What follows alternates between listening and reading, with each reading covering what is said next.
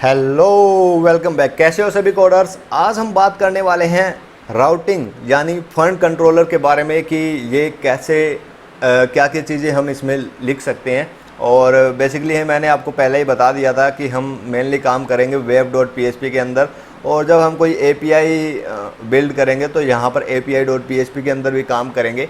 तो यहाँ पर web.php के अंदर जाते हैं। मैं इसको यहाँ से डिलीट कर देता हूँ, बाकी इसकी ज़्यादा ज़रूरत नहीं है। तो यहाँ पे सबसे पहले यूज़ किया गया है राउट, और उसके बाद में कोलन कोलन लगाया गया है, और उसके बाद में गेट। ठीक है, तो यहाँ पे ये स्टैटिकली कॉल हुआ है, लेकिन वैसे देखें तो मैं इसके बारे में बाद में बात करूँगा। लेकिन यहाँ पर इस पूरे चीज़ के बारे में बात कर लेते हैं। तो यहाँ पे राउट, और ये हो जाएगा हमारा मेथड। तो यहाँ पर मैं इसको कमेंट करके आपको थोड़ा शो कर देता हूँ। एक सेकेंड, यहाँ पर मैं इसको थोड़ा जूम कर लूँ शायद। ठीक है, तो यहाँ पर हम बात करेंगे। सबसे पहले हमें वर्ब्स का पता होना ज़रूरी है। ठीक है, क्योंकि अगर आपको वर्ब्स का पता नहीं है तो आपको थोड़ी सी कन्फ्यूज़न होगी यहाँ पे। तो सबसे पहले मैं बात करूँगा गेट। ठीक है, तो ये सारी क्या है, हमारी रिक्वेस्ट। ठीक है, ये हमारी HTTP वर्ब्स हैं, HTTP वर्ब। और यहाँ पे हमारी होगी पहली गेट रिक्वेस्ट, और इसके बाद में हमारी सेकंड है post request, post request request and third हमारी हो जाएगी पुट या पैच रिक्वेस्ट, PATCH। ठीक है, रिक्वेस्ट। एंड फोर्थ हमारी हो जाएगी, ये हो जाएगी हमारी डिलीट रिक्वेस्ट।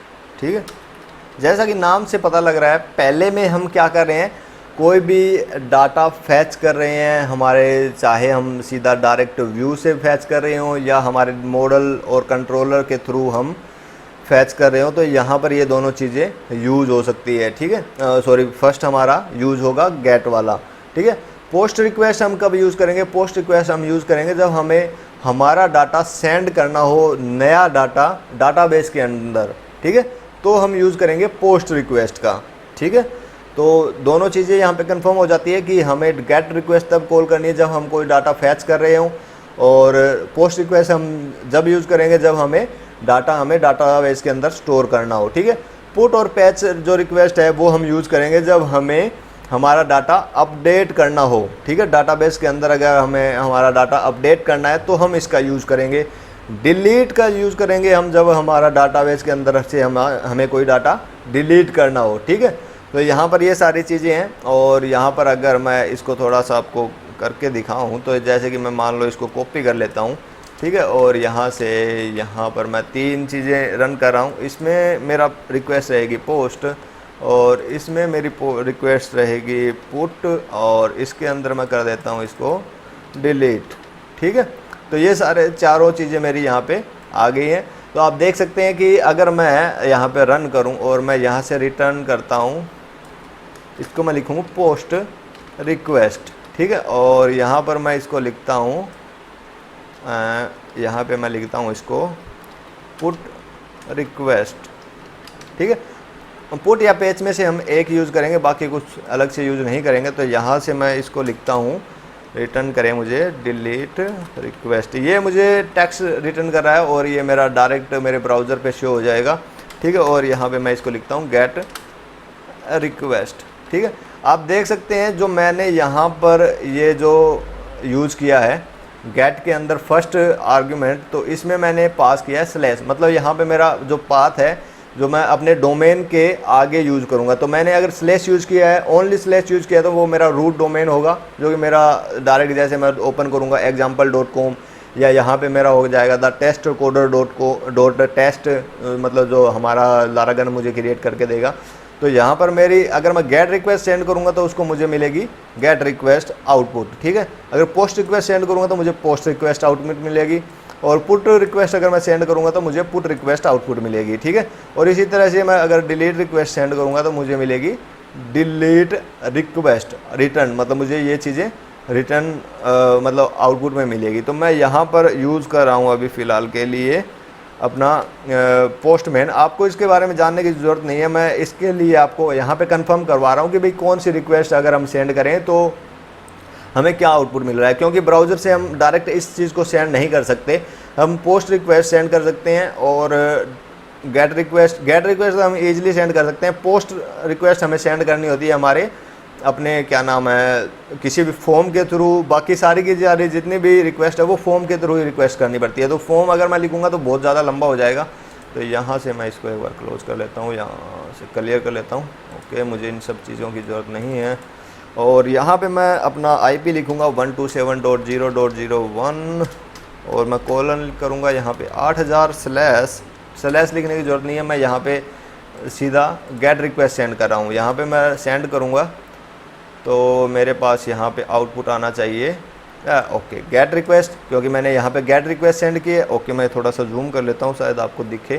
ठीक है, तो मैंने यहाँ से गेट रिक्वेस्ट सेंड की है इस IP पे जो मेरा रूट डोमेन है। ठीक है, या मैं स्लैश भी लगा के इसको यहाँ से सेंड करता हूँ तो मुझे सेम आउटपुट शो होगी। ठीक है, तो यहाँ पर अगर मैं मेन रूट के ऊपर ये चीज़ें सेंड कर रहा हूँ तो मुझे मिल रही है गेट मेथड के थ्रू। अगर मैं यहाँ पे कर रहा हूँ तो मुझे गेट रिक्वेस्ट मिल रही है, जो कि मेरा यहाँ पर मैंने ये चीज़ें पास की है। ठीक है, तो दूसरी चीज़ पे चलते हैं। यहाँ पर मैं चलता हूँ पोस्ट पे। ठीक है, तो पोस्ट पे चलेंगे और यहाँ से मैं अगर सेंड करूँ तो मुझे यहाँ पे मिल रही है ओके, यहाँ पे एरर आ रहा है क्योंकि वो यहाँ पे CSRF टोकन वगैरह की दिक्कत रहती है। तो यहाँ पर ये देख सकते हैं 419 पेज एक्सपायर्ड। तो ये दिक्कत होती है जब हम अपने जो टोकन वगैरह की यूज़ नहीं करते हैं तो ये दिक्कत होती है, क्योंकि वो टोकन वगैरह को यहाँ पे फैच करता है, देखता है कि जो रिक्वेस्ट यहाँ पर CSRF अटैक तो नहीं है, तो इसलिए इसका यूज़ किया जाता है। बाकी ये चीज़ें हमारी रन कर रही है। बाकी तीनों की तीनों अगर मैं इसमें ये लिखूँगा यहाँ पर सेम आपको एरर आउटपुट देगा ये कि आपका ये चीज़ रन नहीं हो रहा है। तो मैं इसको बिहाइंड द सीन थोड़ा सा एडिटिंग कर लेता हूँ ताकि आपको इसके बारे में पता लग सके। बाकी आपको करने की ज़रूरत नहीं है। ठीक है, तो यहाँ पे मैंने कुछ एडिटिंग कर दी है अपने प्रोजेक्ट के अंदर। तो यहाँ पे जैसे मैं पोस्ट रिक्वेस्ट सेंड करूँगा तो आप यहाँ देख पाएंगे कि मुझे यहाँ पे मिल रहा है आउटपुट में पोस्ट रिक्वेस्ट। ठीक है, यहाँ से मैं थोड़ा जूम कर लेता हूँ। ठीक है, और यहाँ से अगर मैं रिक्वेस्ट सेंड करता हूँ पुट, और यहाँ से मैं अगर देखूँ तो मुझे यहाँ पे पुट रिक्वेस्ट आउटपुट मिल रही है। इसी तरह से अगर मैं डिलीट वाला सेंड करूँ यहाँ से, और यहाँ पर मुझे फिर मिलेगा डिलीट रिक्वेस्ट। ये थोड़ी सी मैंने मिडल वेयर के अंदर एडिटिंग की है, आपको मैं आगे बताऊँगा कि मिडल वेयर वगैरह कैसे काम करते हैं। तो यहाँ पे थोड़ा सा राउटिंग की बात हो गई है हमारी, तो ये सारी चीज़ें आप चेक कर सकते हैं अपने प्रोजेक्ट के अंदर। यहाँ पर ये सारी चीज़ें मैं लिख के आपको दिखा दी है। और इसी के अलावा एक चीज़ और है यहाँ पे जो मैं आपको यहाँ पे बता दूँ। यहाँ पे हमने 4 ये चीज़ें यूज़ की है। इसके अलावा हम यूज़ कर सकते हैं राउट कोलन और रिसोर्स। ओके, मैं सबसे पहले आपको एक चीज़ और दिखा देता हूँ। यहाँ पे मैं यहाँ पर अपने टर्मिनल के अंदर ओपन कर लेता हूँ इसको, सॉरी। ठीक है, और मैं इसको थोड़ा बड़ा कर लेता हूँ और यहाँ से मैं एक और टर्मिनल ओपन करता हूँ। यहाँ पर मैं लिखूँगा PHP आर्टिसन राउट कोलन लिस्ट। ठीक है, और यहाँ से मैं जब एंटर प्रेस करूँगा तो मुझे यहाँ पर जितने भी मैंने यूज़ किए हैं आप ये देख सकते हैं। मैं थोड़ा सा इसको जूम कर लेता हूँ। तो यहाँ पर जो मैंने ये चीज़ें यूज़ की हैं, गेट रिक्वेस्ट आप देख सकते हैं, यहाँ पे मुझे गेट रिक्वेस्ट मिल रही है और ऑन क्लोजर मैं यूज़ कर रहा हूँ। और इसके अलावा यहाँ पर पोस्ट रिक्वेस्ट भी मैंने यूज़ की है, पुट रिक्वेस्ट की यूज़ की है, और ये मेरी API के थ्रू आ रही है। ठीक है, तो इसको देखने की ज़रूरत नहीं है, आप इन सभी चीज़ों को देख सकते हैं। और सेम वही चीज़ें हैं जो हमने यहाँ पे लिखी थी। ठीक है, तो यहाँ पर ये सारी चीज़ें ऐसे काम करती है। इसके अलावा यहाँ पे आप यूज़ कर सकते हैं राउट कोलन रिसोर्स। ठीक है, यहाँ पे मैं लिख दूंगा स्लैश, और यहाँ पर मैं लिख दूंगा दूसरा एक कंट्रोलर का नाम दे देता हूँ मैं एक बार। यहाँ पे कंट्रोलर वैसा मेरा है नहीं, यहाँ पे मैं क्या करूँगा फंक्शन ही रिटर्न कर देता हूँ। चलो ठीक है, देखते हैं। और यहाँ पर मैं टर्मिनल को ओपन करूँगा और दोबारा से मैं इस कमांड को रन करूँगा तो हाँ मेरा एरर आएगा, क्योंकि मैं क्लोजर वहाँ पे पास नहीं कर सकता। Exception object class could not converted in, ठीक है, क्योंकि ये ऐसे भी हम काम कर सकते हैं। ये सारी की सारी जो वर्ब हैं वो हमारी एक के ही अंदर आ जाएगी। तो ये सबसे बड़ा फ़ायदा है इसका कि हम अपने कोड को छोटा से छोटा कर सकते हैं, ठीक है। तो यहाँ पर वैसे मेरा कंट्रोलर का नाम आएगा, जैसे कि मान लो मैं यूज़ कर रहा हूँ बुक कंट्रोलर, तो इस तरीके से मैं इसका नाम पास कर दूंगा। इसके बाद मैं जितने भी इसके रिसोर्सेज वाले मेथड है मैं इसका यूज़ करवाऊँगा। तो रिसोर्सेज वाले मेथड के बारे में हम बात करेंगे कि कैसे ये चीज़ें सारी काम करती हैं, ठीक है। तो आज की वीडियो थी हमारी राउट्स के ऊपर।